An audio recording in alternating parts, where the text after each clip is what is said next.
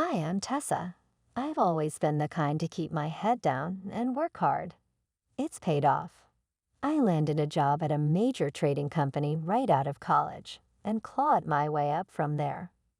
Life was straightforward: work, sleep, and the occasional night out with friends to blow off steam. That routine changed the night I met Lucas. It was at one of those rare outings with friends, a loud party downtown where the music pounds in your chest and you have to shout to be heard. Lucas was different, more reserved, hanging back from the crowd, nursing a beer. He had that look, like he had a story to tell but preferred to keep it to himself. We got to talking, or rather shouting over the noise. Turns out, we both shared a distaste for these kinds of loud parties, which was kind of funny considering where we were. Lucas was easy to talk to. He had this straightforward way about him that I appreciated right off the bat. Not really my scene. To be honest, he yelled over the music, a small smile playing on his lips. "Then why are you here?" I asked, genuinely curious. "Trying to keep my cousin happy. She dragged me out tonight," he admitted, rolling his eyes slightly. "Sounds like a good brother," I replied, nodding in approval.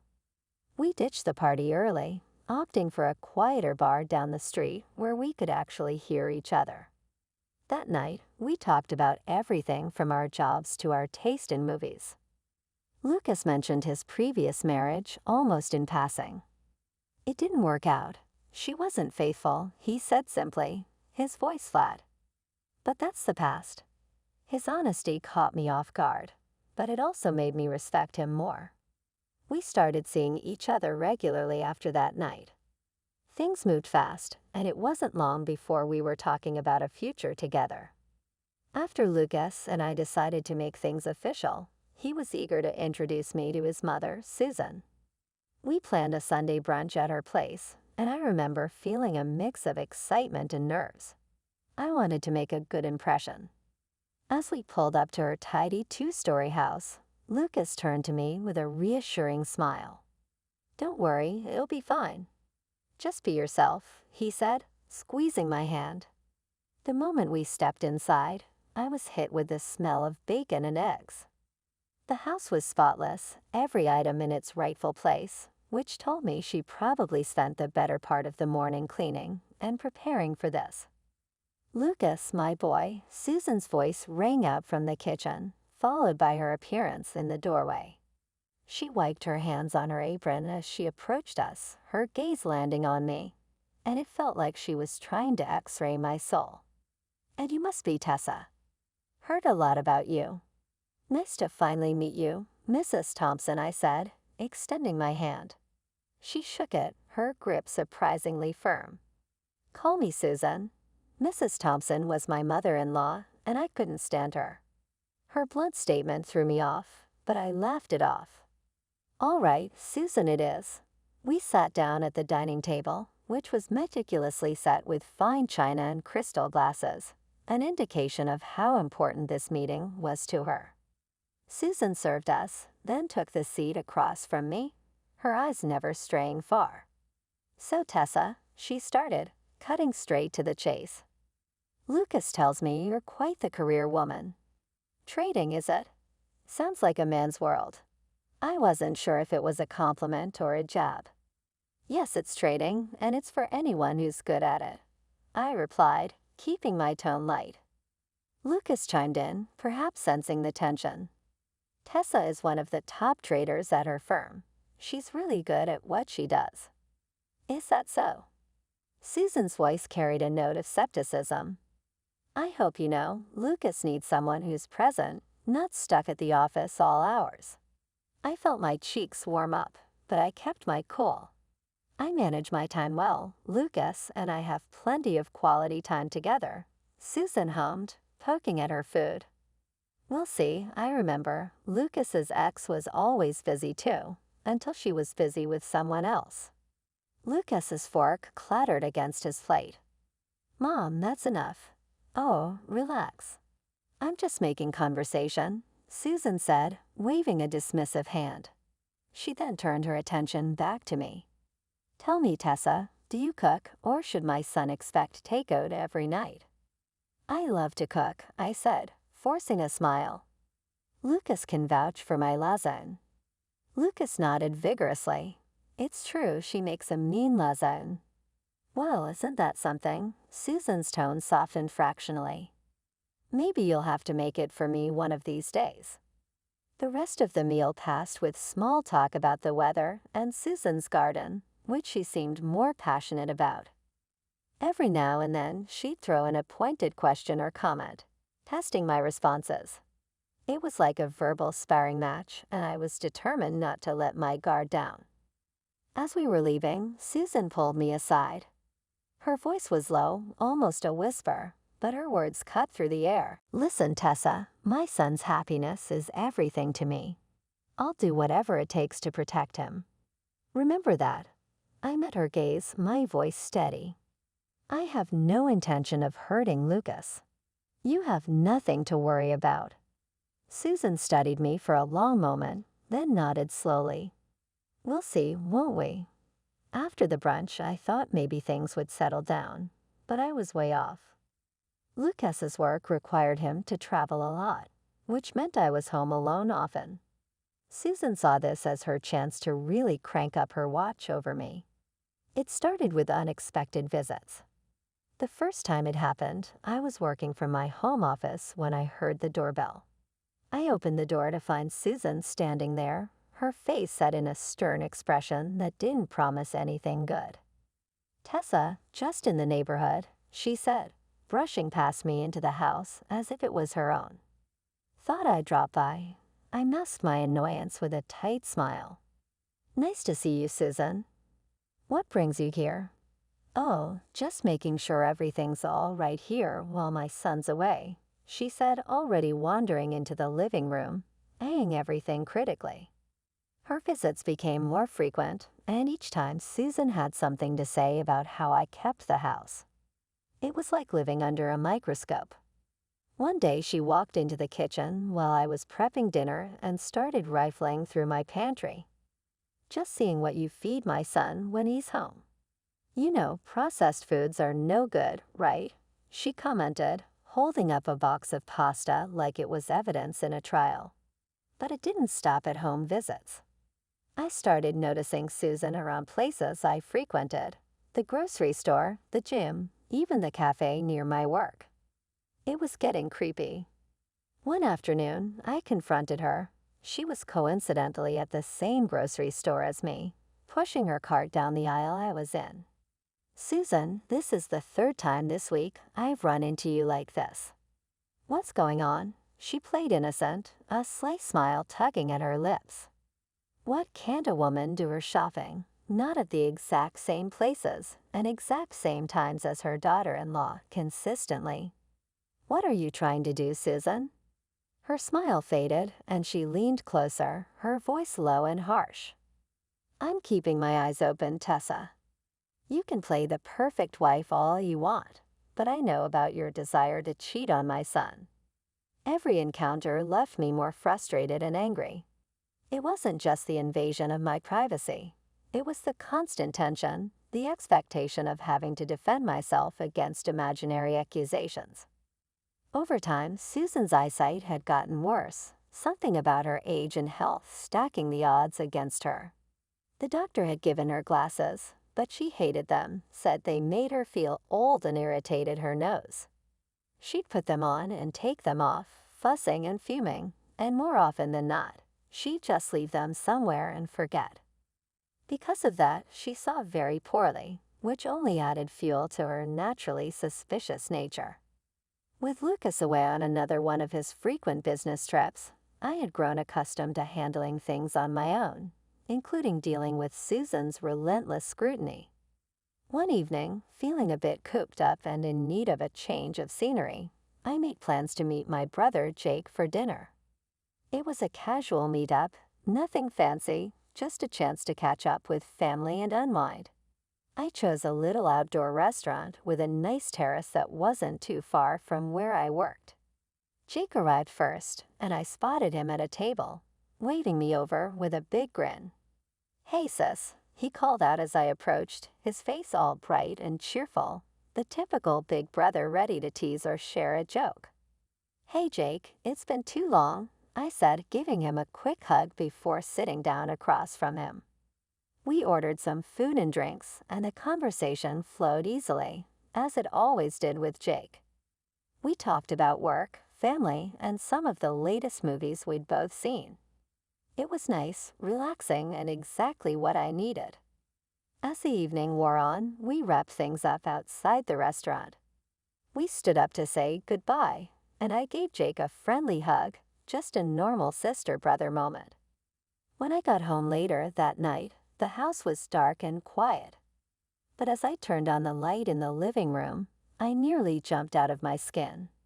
There was Susan sitting on my couch, a smug look plastered across her face, and holding what looked like a digital camera. "What the hell, Susan? What are you doing in my house at this hour?" My voice was a mix of anger and shock. She rose from the couch, holding up the camera. "Gotcha," she said, her voice dripping with venomous triumph. "Gotcha. What exactly?" I snapped, my patience thinning rapidly. She thrust the camera in my face, showing a photo of Jake and me hugging. "Caught you red-handed with your lover." I rolled my eyes, tossing my keys on the table. "I was with my brother, Jake. We had dinner, that's it." Susan snorted, a harsh mocking sound that made my hands clench into fists at my sides. "Sure, your brother. I know what I saw." "Oh, really? And what did you see with those failing eyes of yours?" I snapped back, my patience at its breaking point. Her face flushed with anger, and she fumbled with the camera, finally shoving it in my direction. "See for yourself." I took the camera, half expecting some blurry photo taken from a distance. But there it was, a clear shot of Jake and me mid-hug, smiling, just a brother and sister, enjoying a nice evening out. I couldn't help but laugh, which only seemed to infuriate her more. "What's so funny?" she demanded, her voice rising. "Here, look," I handed the camera back to her. "Put on your glasses, Susan. It's just me and Jake." For a moment, she hesitated, then muttering under her breath, she dug in her purse and pulled out her glasses, slipping them on. She looked at the photo again, and I watched her face change as she finally saw what was really there. "Now I think it's time you left," I said firmly, my own resolve hardening. Susan looked like she wanted to argue more, but then she just nodded stiffly and headed for the door. "This isn't over," she muttered as she left. The few weeks Lucas was home felt like a dream. We were inseparable, catching up on lost time, and for a brief period, I could almost forget about the constant cloud of tension that was his mother, Susan. But like all good things, it came to an end too quickly. Soon enough, Lucas was packing his bags again for another extended business trip. I braced myself for the usual loneliness that accompanied his departures, but this time, a new complication arose. Susan decided to move in. She showed up at our doorstep one afternoon, suitcase in tow, announcing her stay as if it were the most natural decision in the world. "It's for the good of the family, Tessa. I'm here to make sure you don't get into any trouble," she declared, pushing past me into the living room. I called Lucas immediately, my voice shaking with frustration. "She can't just move in here, Lucas. You need to talk to her." Lucas sighed on the other end of the line. "Tessa, please just try to get along. I don't want to fight with her about this. It's only for a few weeks." Reluctantly, I agreed, but hanging up the phone, I felt a sinking feeling in my stomach. This wasn't going to be easy. Susan wasted no time taking over the household. That first weekend, she followed me around, critiquing every little thing I did. "You're folding those towels all wrong," she'd say, or "You missed a spot there. Do it again." She even took over the kitchen. Her worst idea yet. Due to her deteriorating eyesight, she constantly oversalted or overpampered everything.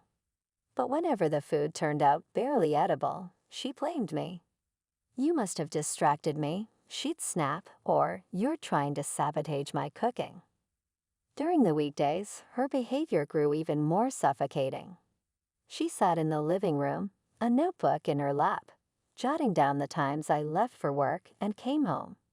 Anytime I was delayed, even by traffic, she'd greet me with a sneer. "Late again, huh? Busy day or busy boyfriend?" It was traffic, Susan, like it is for millions of people every day. I'd retort, my patience fraying at the edges. Her insinuations were relentless, and each day ended with me locking myself in the bedroom, fuming but helpless. Lucas's request echoed in my mind, keeping me from unleashing the torrent of anger I felt. A month into Susan's invasive stay at our house, I finally got the news I'd been waiting for: a promotion at work. This wasn't just any promotion. It came with the opportunity for training at our company's main branch in another city. I'd been eyeing this chance for years, a real step up in my career. When I told Lucas over the phone, his excitement for me was palpable, even through the distance. "That's incredible, babe. I'm so proud of you," he enthused. "Don't worry about the time apart. It'll fly by and we'll be back together before you know it." Despite the distance and the issues with his mother, his support was unwavering. It bolstered my spirits, filled me with warmth and determination. But then there was Susan. I broke the news to her one evening, trying to keep the conversation light and straightforward. "Susan, I've been promoted. I'll need to go to another city for a while to train," I explained, hoping to sound as nonchalant as possible. Her reaction was as expected, sour and accusatory. "So you're running off to another city now? What's really there, Tessa?" "A lover," she spat, her words dripping with venom. I sighed, frustration bubbling inside.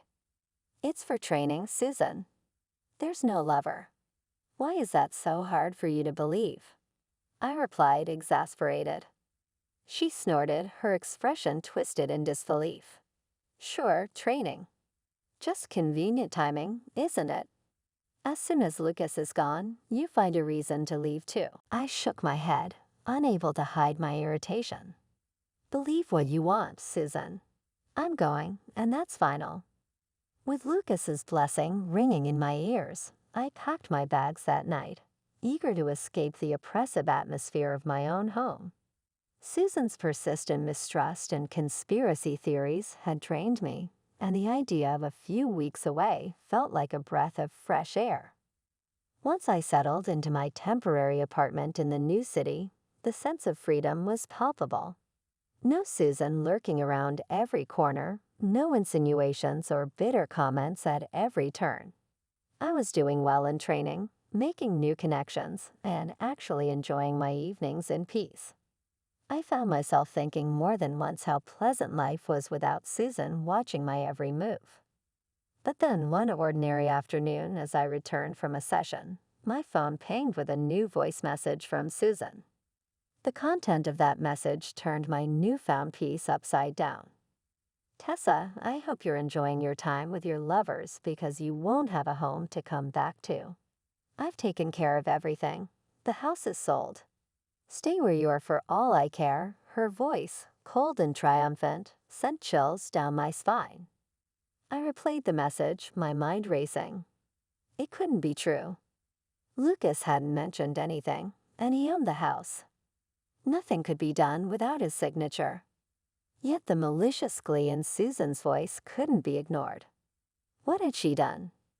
I called Lucas immediately, panic edging my voice, but the call went straight to voicemail. Stuck in another city, I felt helpless. The seeds of doubt Susan had planted now sprouting relentless anxiety. As the days passed with no return call from Lucas, my mind conjured up all sorts of disastrous scenarios. Had Susan forged his signature? Was it even legally possible to sell a house like that? Despite the turmoil, I forced myself to continue with the training. I had worked too hard to let Susan's potentially empty threats derail my progress. By the end of the training program, I was mentally exhausted, not just from the courses, but from the emotional roller coaster Susan had sent me on. I walked into the house, my mind still reeling from the chaos of the past few weeks. There in the middle of the living room stood Susan, squinting at me as if she couldn't quite make out who I was. She wasn't wearing her glasses again, which explained the unsure look on her face. But as I got closer, her expression shifted to one of smug triumph. "Welcome back, Tessa," she said, her voice dripping with venomous cheerfulness. "I have some news for you." I dropped my bag by the door, bracing myself. "What now, Susan?" She thrust a stack of papers at me. "Here, read this. It's all settled. The house has been sold. You don't belong here anymore, or in this family for that matter." Her words were cold, calculated. Her claim was so outrageous that for a moment, I was too shocked to speak. "What are you talking about? Lucas would never agree to sell our house without discussing it with me first." "Oh, but he did. And he's tired, Tessa. Tired of your endless affairs," she added, a harsh edge to her voice. I snatched the papers from her hands, my heart pounding as I flipped through them. My eyes scanned the document quickly at first, then more carefully as something caught my attention.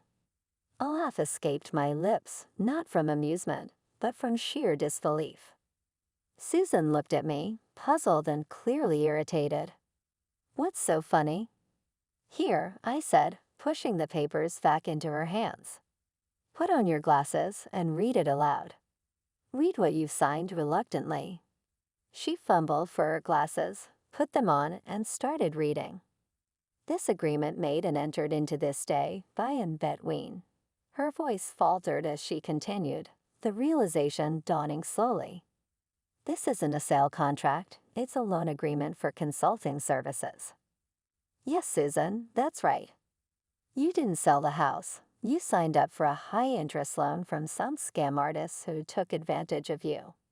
Susan's face went pale, her hands trembling as she held the document. "But I thought I was selling the house. There was an ad in the paper, and the man was so convincing. He said it could all be done without bothering Lucas with the details, that it was better this way," she stammered. "You thought you'd sell my house out from under me without even a real check on what you were signing." I was incredulous, anger and disbelief warring within me. Tears started streaming down her face, her earlier composure crumbling. "I just wanted to protect my son from you and your infidelities. I didn't mean for this to happen. I forgot my glasses, and everything seemed so legitimate," she sobbed. I stared at her, the weight of everything she'd put me through bearing down on me. "Susan, you have gone too far this time. You need to leave now." With a heavy heart but a clear resolve, I watched as Susan packed a few belongings into her bag, still sobbing, still muttering apologies as she walked out the door. I felt a mixture of relief and sadness. When Lucas returned from his business trip, I had a lot to tell him. As soon as he put down his bags, I started to unload everything that had happened, from Susan's attempted deception to the fake documents. He listened, his face growing tighter and more serious with every detail I shared. After I finished, he was quiet for a long moment, just staring at the ground. Then he looked up, his jaw set. "This is unbelievable. It's time we taught Mom a serious lesson." What you planned to do was way out of line, he said, his voice firm and angry. However, the next day, after a tearful confrontation with Susan where she pleaded ignorance and desperation, Lucas decided we needed legal advice. We consulted a lawyer to understand the full implications of what Susan had done. The lawyer was pretty clear. "From a legal standpoint, your mother-in-law voluntarily took out that loan and signed the contract. She's liable for the repayment," he explained in a no-nonsense tone.